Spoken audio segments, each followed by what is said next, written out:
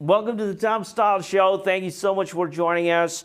Today, we're so excited to have Karin Andrea Stephan from all the way from Switzerland with us. This is so exciting. She was supposed to be here in person, but due to COVID, she's staying in Switzerland now, but she will be with us in person when she visits her office in San Francisco in the next few months. So we are really waiting for that. But today, we really need to talk about Earkick, her startup. I think last time I did not explain very well what the app was. So this time, Earkick is a mental health and well-being app for the workplace, for the employees, for the individuals to, but I don't want to explain too much. It's a mental health app. Just remember that. But then we're going to have Karin explain us what this Earkick is. It's absolutely my pleasure to be here. It's an honor to be on your show, Tom. And I can't wait to see you in person and visit your studio.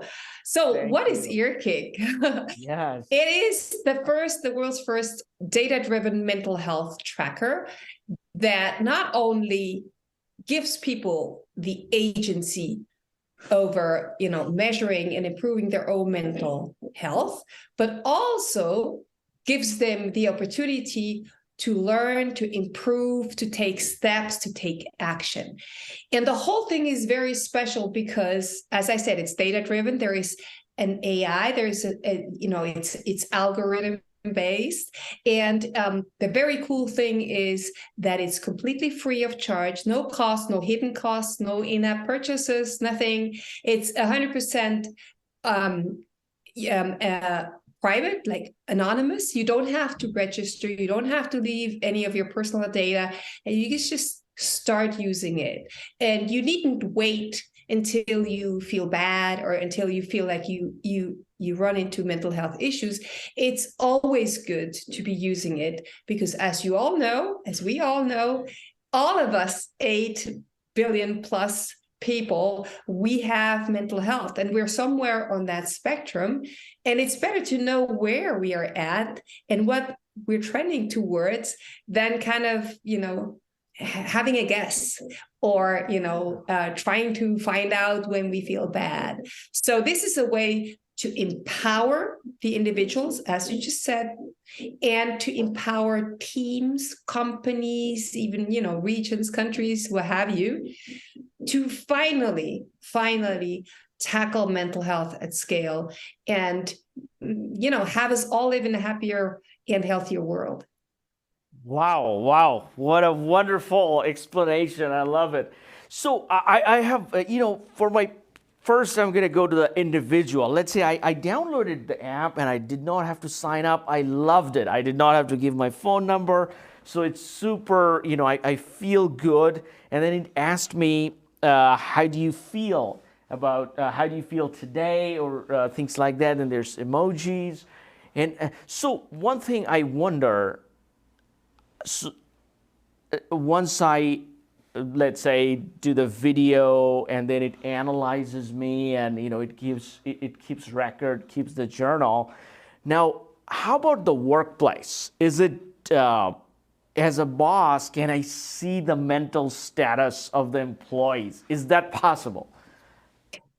Okay, so let me explain. On the individual level, you are and will always remain the master and the owner of your data.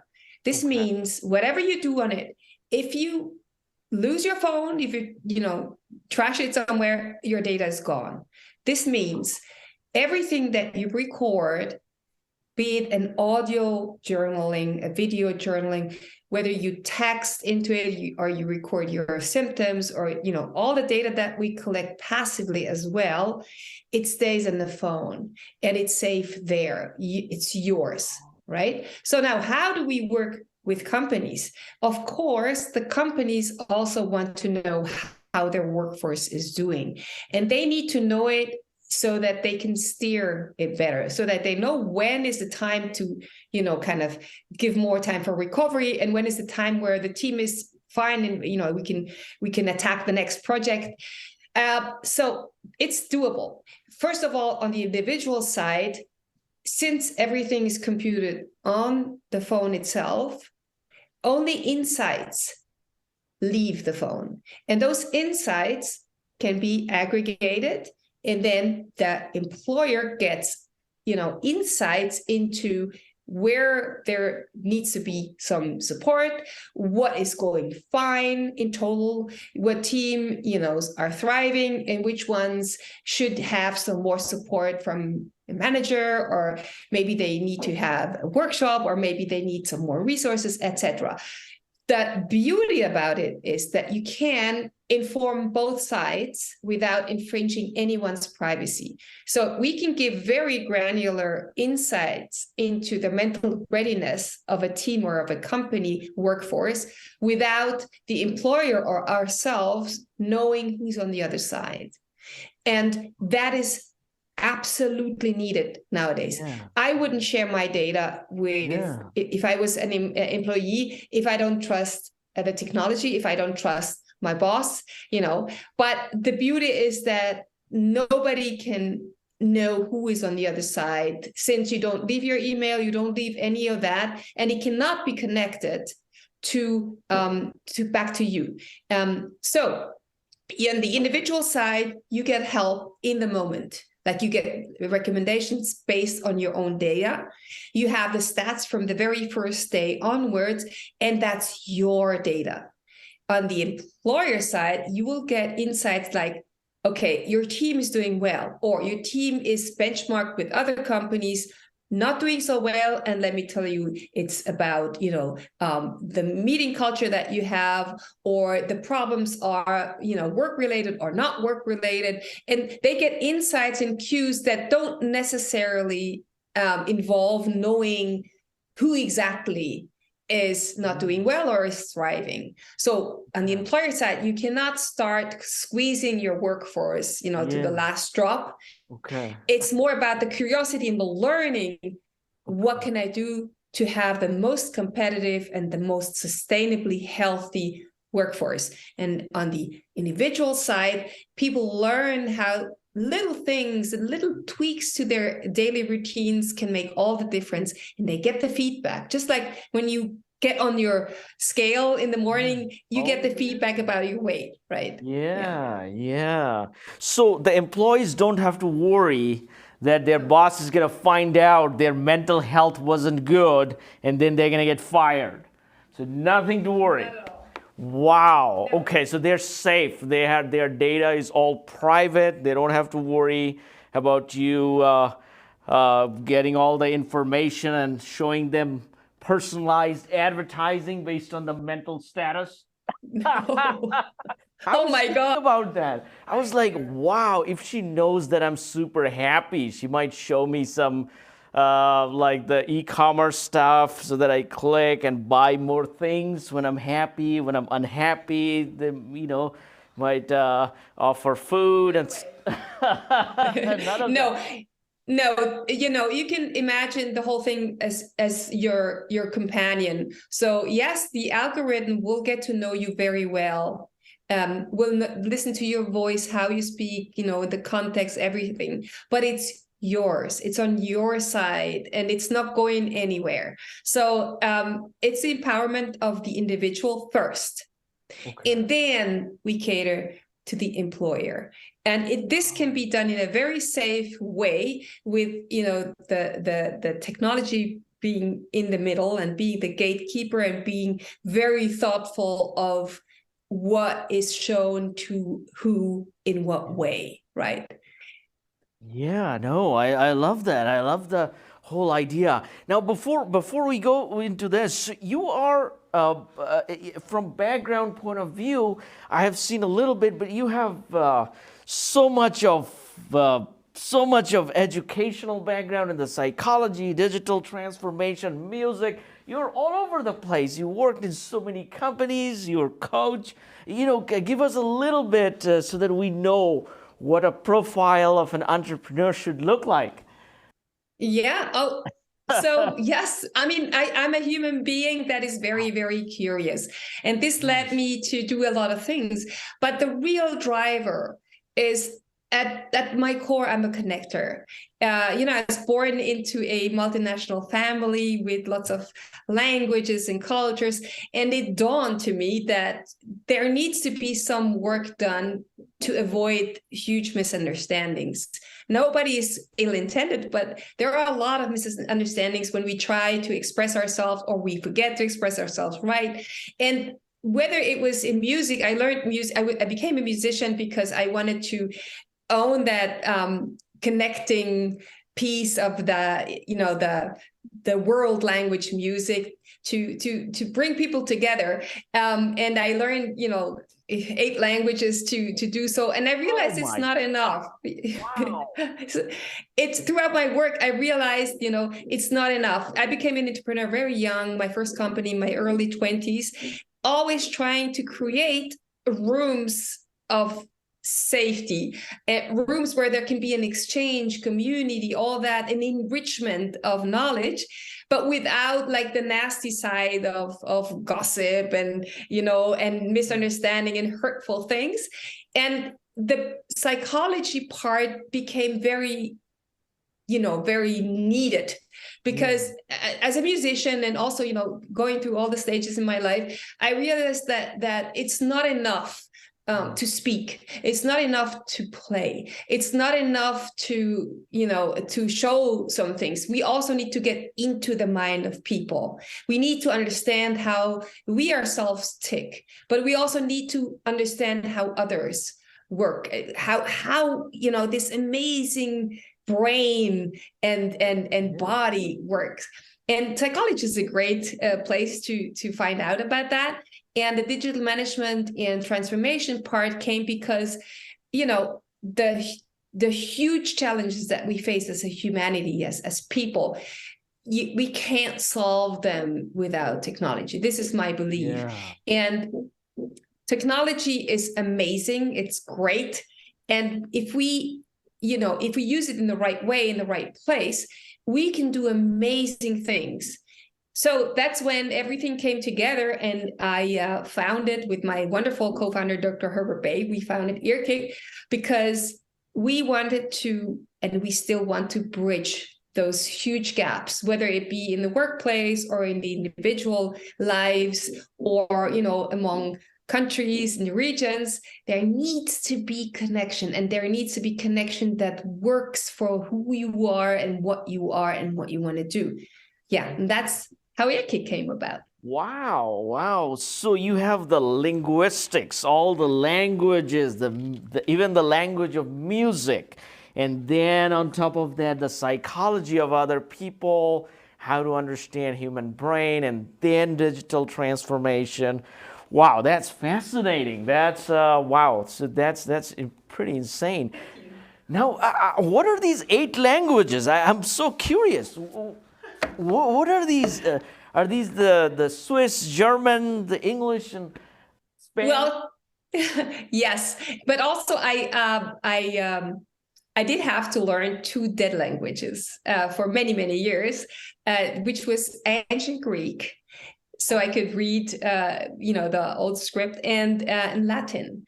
And I did that, and of course you don't speak those languages, but because they're used in many other languages, and for example, pharmacy and medical names are often have a root in ancient Greek. They come in handy, and they make you really go deep in understanding meaning. Because everyone, uses language differently. I then also learned Chinese, which was very sobering. Oh, wow. It's That's really the hardest difficult. one. Oh my God. Well, Is it the hardest? yeah, Or which and one is the hardest? I for me it was the hardest. Yes, I believe there are other Asian and South Asian languages that are also difficult because of the tones and the way you write them, and etc. But it's good to expose yourself. It doesn't have to be 8 languages, but exposing yourself to something that you have to decipher, decode, is a wonderful thing. And it's the same in psychology. It's the same what we do now. We try to decipher what is going on in someone so that they can understand themselves better, and so that they are also heard and seen, and that they can reconnect in if they're, if they have, let's say, anxiety or depression or burnout or all these things that people have, so that they can reconnect with themselves, reconnect with their community, reconnect with other people, and with life itself. Yeah, and that's why it's such a wonderful field to be in. Wow, wow. Now, finding a co-founder, what should we look for? So because last time we had another entrepreneur with us, and he was talking about finding a marketing co-founder, somebody who, because he wanted to be on the software side, he needed somebody who is going to go on media tour and things like that. So what should you look for in this case? So for your case, what did you look for? First of all, you have to have the same vision, mission, at least the rough one. You got to be looking at in the same direction, and it doesn't need to be the same skills. Hopefully, it's not the same skills. Yes. And I always think of it as going on a mission, embarking on a journey in let's say, a little nutshell of a boat. And you have a rough idea where it's going to be, but you don't have a map, you don't have, you only have like the most necessary stuff, and it's got to be enough. Your dream, your vision, your mission, and your friendship that hopefully will develop needs to be enough to weather any storm. And believe me, those storms do come. Yes. It needs to be enough, and you need to be. It's more than getting married, to be honest. It's really, you're going to be working very closely. You are going to argue about things, and you have to have the ability to take a step back and argue about the things, and not take things personally, and be constructive in your way. Be very, very clear. You need to be able to fight about things, but again, there needs to be a lot of trust that can be built. And the best thing is to, if you feel like you have the right person, to not rush it and to test it. Like you would test anything that, you test a parachute, you test you test a plane before you go on it, because your life depends on it. So you should think of this the same way, that you try it out. Like maybe you do a little project with that person, or you expose yourself to danger, or you do something where you can see all of the sides, the shadow sides and the sunny sides of that other person. And again, oftentimes it looks shiny on paper and this person is perfect and whatnot, but you haven't given it enough time and thought to think through the crisis that you might be going through. And to, maybe the best thing is to go on a trip, is to go sailing, and is to see, and to see how this person is in crisis and how they behave. Are they, egos, or are they, supporting? Are they complementary?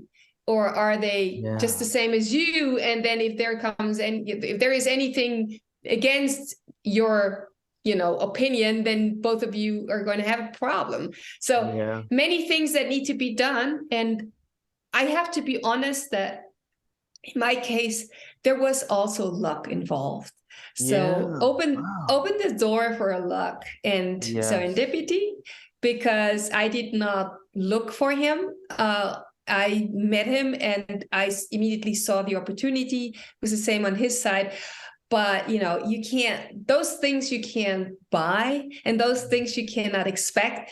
You have to let luck in. Yeah, luck. Luck is very important. That's for sure. You should be a startup coach, and I think you used to be a startup coach. Yes. You're very good at coaching. You have all these points one after another. You're very good at it. You're a counselor. Then the thing is, with your app, are you trying to replace the therapist? Are you trying to get them replaced and your AI taking over the therapy session? No. Well, this is not the aim. Okay. The aim is to augment human capacities, to augment human talent. So I need to explain. First of all, when you start having, let's say, a mental health issue, and that happens to most everyone on earth, then you are not going to run to a therapist. You will try to fix it yourself if you know this. So, and here's the thing, oftentimes you don't notice. The onset goes undetected. Then maybe you notice something, but you don't know that is connected to a mental health issue. Let's say you have a headache, or you have, physical symptoms, or you start worrying. It's not like you're trying to guess all the time. You just accept things when they come slowly, right? So by the time you go see a therapist, most likely you're in trouble already, right? And then let's see if you can afford a therapist. Maybe you can't. Yeah. And then let's see if you have the time, if you live in an area where there is a therapist, and then there is this huge queue, etc. So there are many barriers on your way between, you realizing that you need help and you actually getting help. And we try to really cater to the whole stretch of the patient journey. So when people are still well, they can use the app to maintain their health, to know more about themselves, to know the difference between a bad day and a bad trend, to just, be empowered to stay in the driver's seat. If things happen, let's say your mother dies or something happens in your life and you realize you can't handle this anymore, or the app suggests that you see someone that to talk about it and help. Yes, that's when this augmentation of what you can do maybe is, giving you a tip to go see someone. It can be many cases where we can enhance the person itself, the user itself. And then if you look at the therapist side, a therapist can see, a very finite number of people. And that's a session once a week. So what happens in between, what happens during the time where there's no session? The person is on its own, on her own, on his own. And Earkick can augment the therapist and give the impression to the patient that there's always someone here. It can even be, the therapist's content that can be on the app. It can be, breathing exercise that the therapist assigns to you. And this kind of augmentation is very handy already. You can share your data that is yours with your therapist, saving him her time, because they can see from the stats immediately, oh, what was going on Thursday? You had a panic attack on Thursday, I can tell. Okay, so let's talk about this. And it's not, you start everything and you try to remember and then you try to explain. It's all there, the data. You can work on it right away. You can make the best use of your half hour or hour that you have with this precious professional. Yeah. That's, there are many other ways I could explain this, but this is the augmentation that we want to be, and we want to be the supporter of anyone on that journey, but especially the individual. The carrier, the producer of the data, the carrier, the producer of life, and that's the end user. And if we can help therapists, if we can help employers, if we can help other people in B2B cases, we'll be there, right there, augmenting them too. So you're centered towards the individual, but other people can get the help down the road. That's very interesting. Now, by the way, where did you get that logo? Is it from your learning the simplified Mandarin? That's where the panda coming from? Or where did you get that? Good idea, right? So, okay, let me tell you, we didn't always have the panda as a mascot. We just had, like a very, very simple logo. But since we launched the app very early and we got feedback, and when the app became sort of a companion to people, it became clear that there needs to be a mascot, something that is empathetic, that that smiles with you, cries with you, that is funny. And Yeah. the panda is the perfect animal. It's not, it's not female or male. It doesn't matter. And the panda is seen as a loner. He likes to be by himself, but he also likes company. It's a very, very intelligent animal, Yeah. and it's an animal that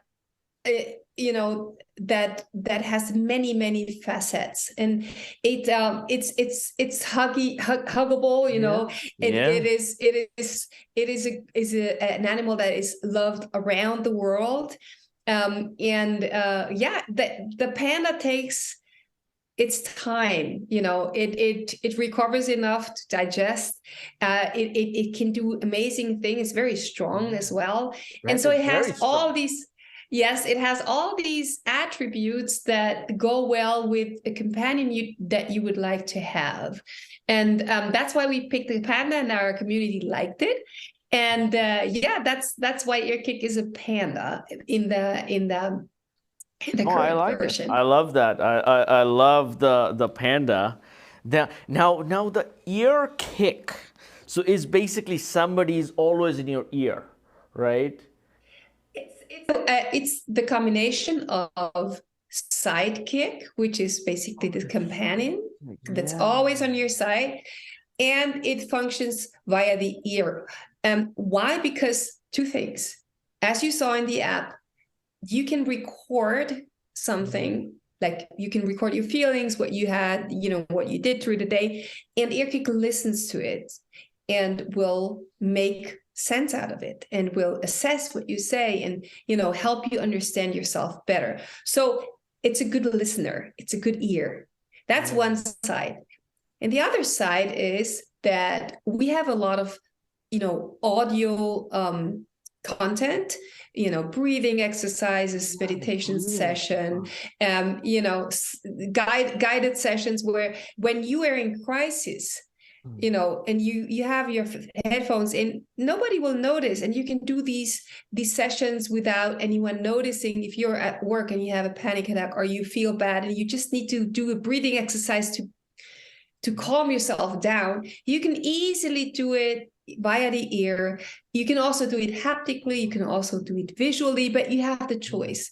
And we believe that the future of mental health is to a large part in the ear, and that's why it's called Earkick. Wow. So you are the future. I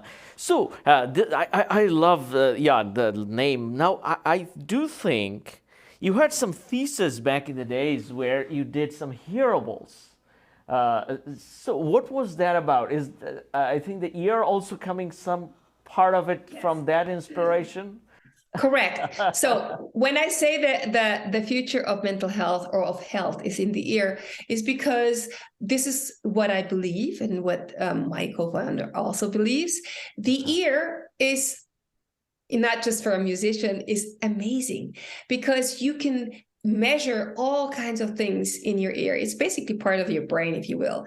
And if you have these nowadays, those wearables or hearables, the very smart earbuds, you can already you can catch a lot of signal from the body, and you can give signal as well.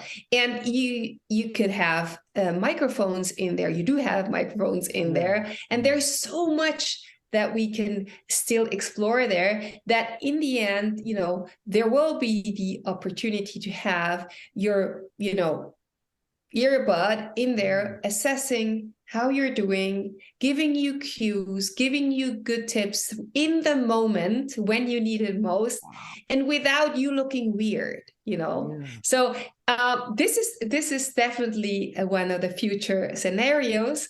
But for now, we do with the app, and it's completely enough. And if we extend it to other, let's say, hardware pieces or sensors or wearables, we'll let you know. Oh yeah, absolutely. So now, because Apple have the Apple Watch. Maybe you can come up with, you might have your own hardware, the hearables, the Earkick hearables. This. Yes. It's a great idea. I have, I'm very positive that the current manufacturers of hardware will get to the point where it fits all together, whether it's your watch or the computer in your ear. I mean, there is a dear friend of mine, Gary Spittle. He has this platform that is already building for that case, so where you don't use the phone anymore, where everything sits in your ear. It's called a Sonical. You should look it up. It's really cool.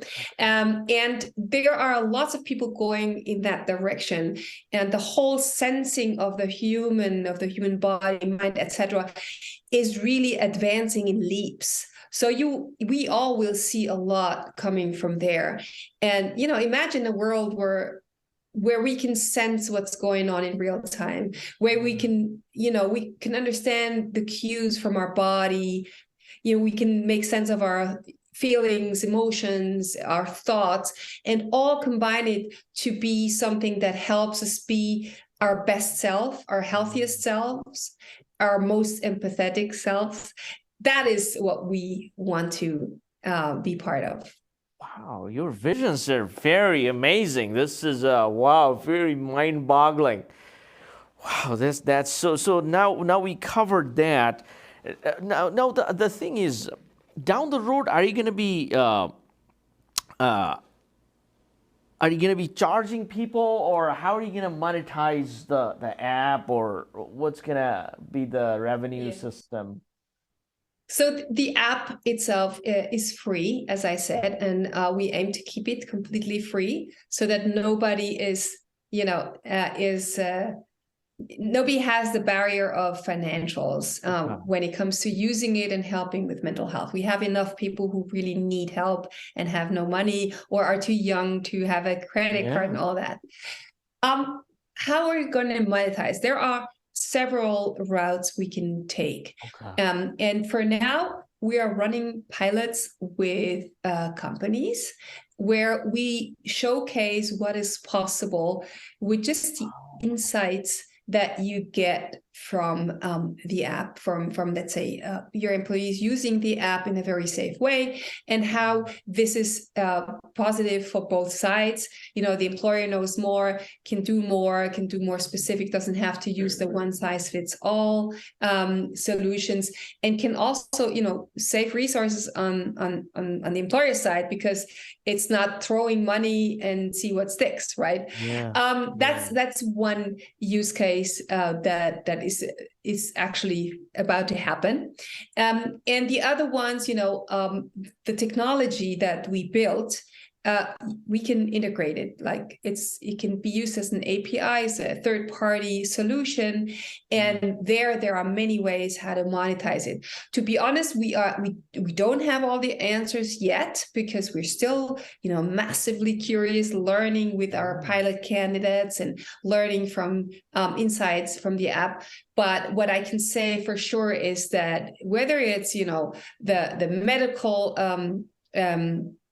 field, or the insurance, the payer provider, or the companies or the individuals, there are many opportunities to go ahead and make money out of this. Oh yeah. This is because the data is very good. The way you're, but you're very conscious about privacy, so you're putting everything. So that's very interesting. I think your app is going to be very helpful for the Twitter employees and all the Twitter saga, all the things they're going through, if they're burning out by working 12 hours for Elon Musk, they'll be, I'm feeling this, and then later on. It's not just them. It's a lot of, look, I mean, the reason why this solution is so needed is that we have become used to work remotely or hybrid, and there is just not this situation anymore where you see your employees every day. In in most of the cases. And when you look at who is working remote, it's the highly paid and highly skilled engineers, the creatives, all these people. And it's hard to keep an eye on all of them and know how they're doing. And they're the most precious asset any company has. So, we need a solution that caters to that. We can't go on with the old way. You can't yoga your way out of burnout or out of, all these things that happen, and they creep up on people. It's not like anyone wants any bad, but they creep up and they happen. They happen due to toxic environments, due to misunderstandings. They can also happen because there is something privately not going right. Whatever the reason is, if you are in the know where somebody is at, and if you can offer help early on, you're definitely going to save a lot of money. You're definitely going to keep people from struggling. You're definitely going to avoid a lot of suffering, and that's worth the while. Oh, no, that is very, very good. Now, another thing I was thinking about, that social media, the toxicity and all that. Are you planning to do something on that side? Like you're going to take the social media feed of a person and then suggest them, okay, let's calm down. Let's not send the next tweet. You're not mentally good right now, or something. I think that would solve a lot of world problems. Are you thinking about that, or? Yes, so it's a very, very good idea, and it's one of the things that are possible.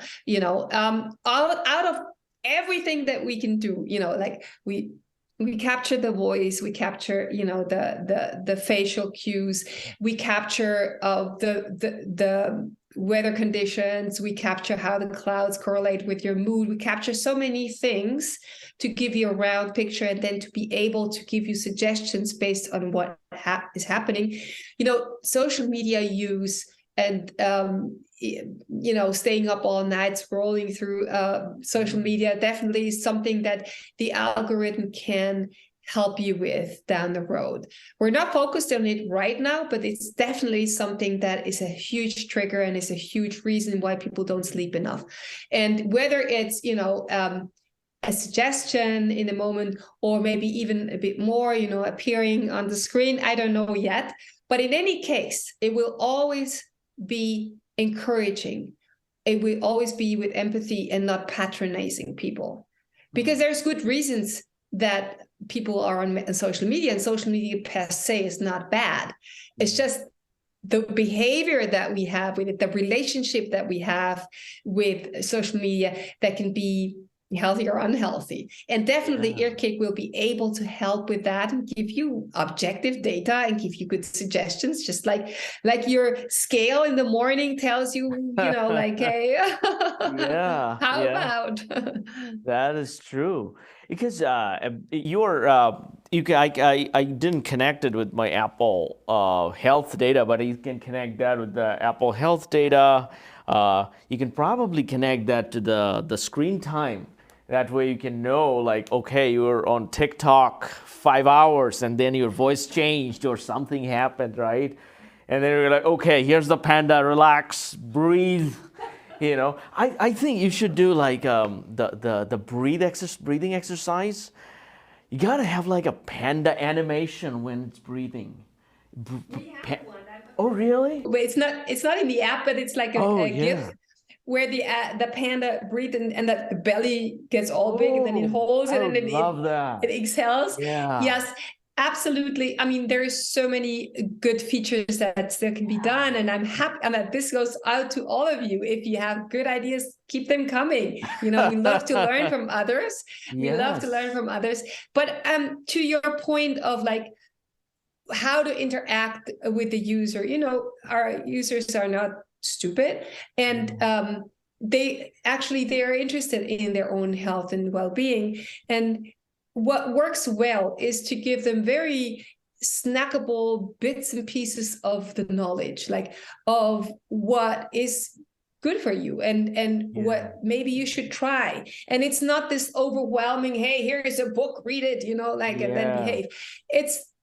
it's all about time. It's like in music, right? It's all about timing. It's all about tone. It's all about knowing when to say something and knowing how much to say.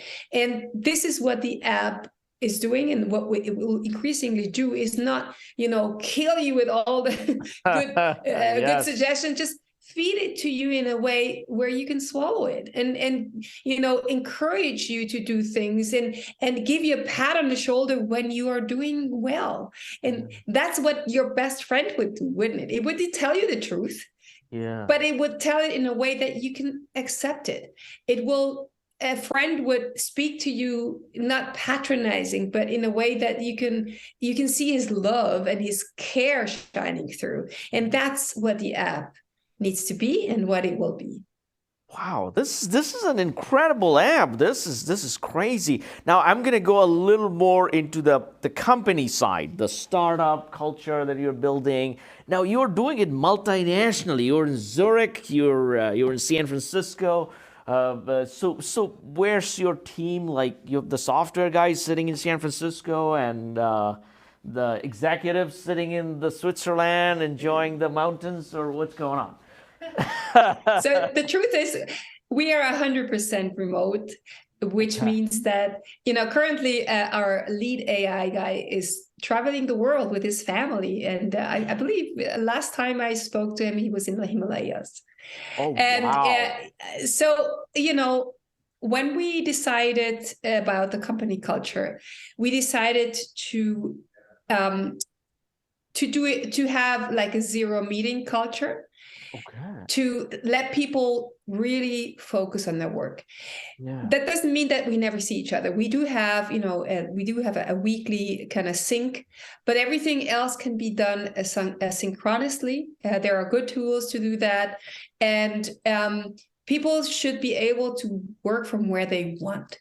Now we have Ukrainian employees, and they obviously. They have to be in Ukraine. They can't leave. They live under, very difficult circumstances, but they choose to do the best out of it. And then we have someone sitting in Qatar. Oh, wow. He's a Brazilian. He's is one of the from the AI from the data. Yes, actually, yeah, he's Brazilian watching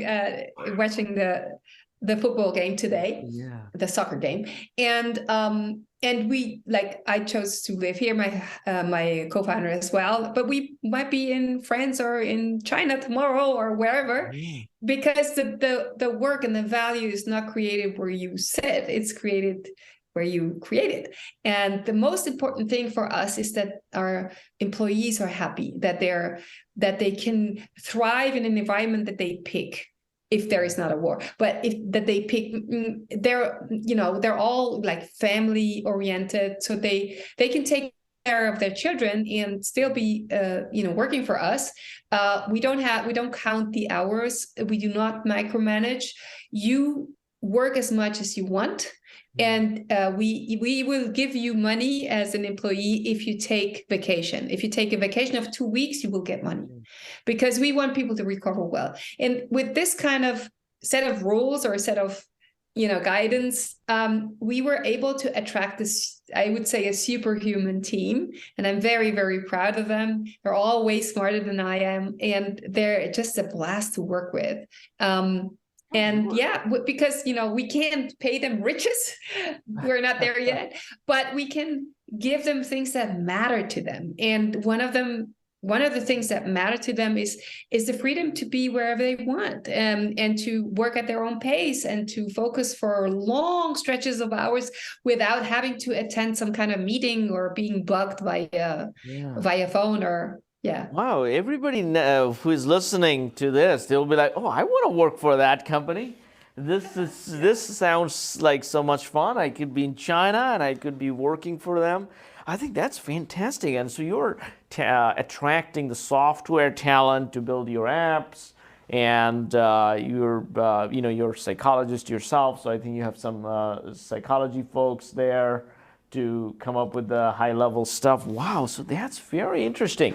Now, How about some tips on, because I know you are not even on the seed round, you did the pre-seed, and that's a million something. So you're like a rock star in raising funds. So, you should be getting calls that, hey, we need to raise funds. We need you to be the face of it. Or Oh, well, I wouldn't say we're rock stars in fundraising. Who is, right? Fundraising